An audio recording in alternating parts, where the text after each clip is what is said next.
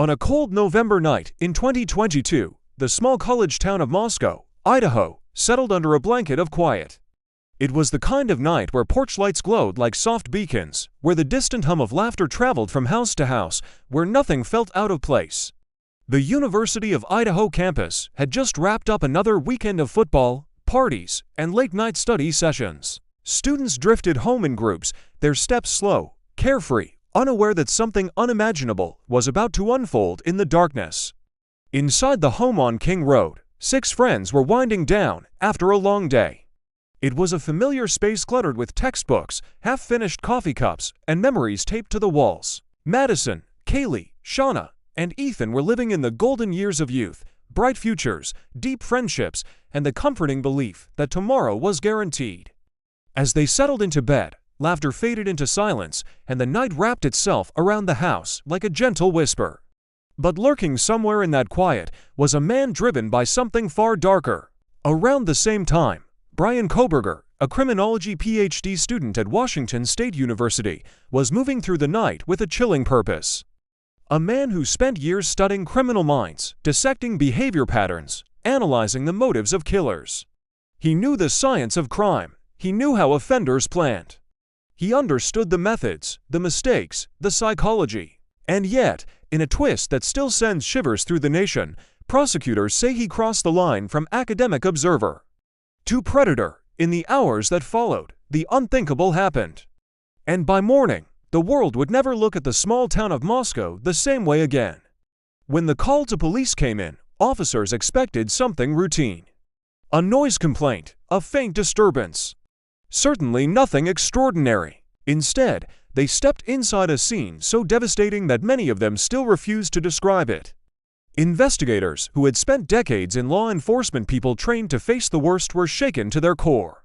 What they saw was not just a crime, but an act of brutality, so profound that even today, the most graphic details remain sealed by a judge, protected from public eyes, locked away to shield the victims' families from reliving the horror. News of the murders traveled fast. Within hours, fear spread through the campus like a cold wind.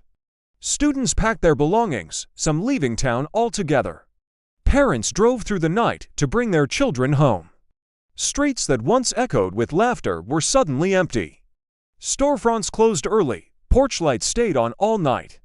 And for the first time in decades, the people of Moscow felt something they weren't used to feeling: fear. The victims' names, Madison, Kaylee, Xana, and Ethan, became part of the country's vocabulary. Their faces were on every news channel, every phone screen, every vigil candle. For young lives, full of warmth and potential, were taken in a way that robbed the nation of breath. Days passed, then weeks. Rumors swirled. Was it targeted? Was it random? Was the killer still in town? The mystery tightened around the community like a vice. And just when it seemed answers might never come, police made the announcement that stunned the world. A suspect had been arrested: Bryan Kohberger. He was miles away, in Pennsylvania, visiting his family. A criminology scholar, a teaching assistant. A man who graded assignments on the very topics he was now accused of embodying. Surveillance footage, DNA evidence, cell phone data, all strands that investigators slowly pieced together led to his arrest. But even with the evidence laid out, something vital remained missing: a motive.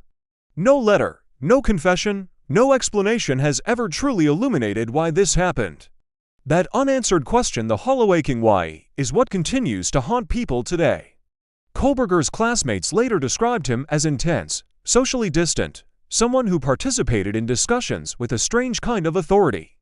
Some said he seemed fascinated by violent offenders. Others said he spoke with cold detachment, as though the suffering of victims was merely a theoretical concept. Whether these observations were signs or coincidences may never be fully known. The case took many turns, delays, hearings, and legal battles.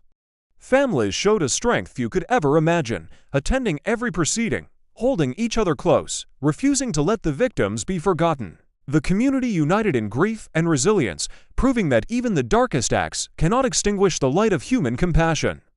Then, in 2025, in a moment that sent shockwaves through the courthouse, Bryan Kohberger pleaded guilty. There would be no long trial. No televised cross-examination, no jury verdict. By entering that plea, he avoided the death penalty. Instead, he was sentenced to life in prison without parole, plus additional time for burglary. His fate was sealed, yet the questions he left unanswered linger like shadows stretching across the memory of that November night. The judge's decision to block the release of graphic crime scene photos was a rare act of mercy in a world addicted to sensationalism. It was a reminder that behind the headlines were real people, children, siblings, best friends whose families deserve dignity more than the public deserved spectacle. The story of the Idaho student murders became more than a case, it became a national conversation. A reflection on the fragility of safety, the unpredictability of evil, and the profound heartbreak that follows senseless violence. Documentaries were made, news specials aired. Podcasts dissected every detail. A major docuseries, One Night in Idaho, The College Murders, was released, pulling millions of viewers deep into the mystery and devastation of that night. But beyond the media attention, beyond the analysis and theories, lies the human core of this tragedy, for bright souls whose lives were stolen, and a community forever changed. Madison, whose laughter filled every room. Kaylee, full of courage and fierce loyalty. Xana, whose kindness radiated like sunlight. And Ethan, a beloved brother, son, and friend. Their names became symbols not of their death, but of their lives. Of joy, of love, of chapters that should have continued for decades. The story of the Idaho student murders is not one the nation will forget.